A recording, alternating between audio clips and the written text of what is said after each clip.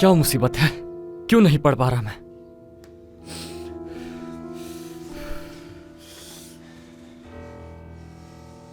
वो नसरीन मुझे मुसलसल धमका रही है।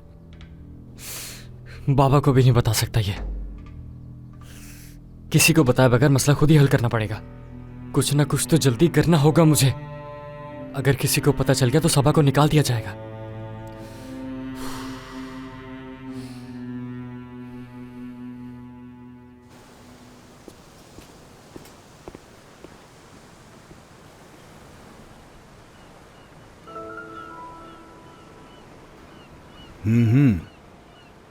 नसरीन, अच्छा आइडिया था यहां खाना खाने का। कबाब बहुत मजेदार हैं।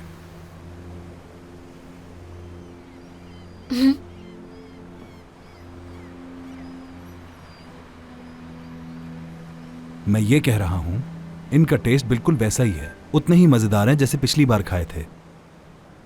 जी हाँ। करीम, क्या बात है, आज तो ये इसको काबू करके ही छोड़ेगी। मैं आपके साथ होती हूँ तो बहुत खुश रहती हूँ। दिल चाहता है कि आपसे कभी दूर ना जाऊं।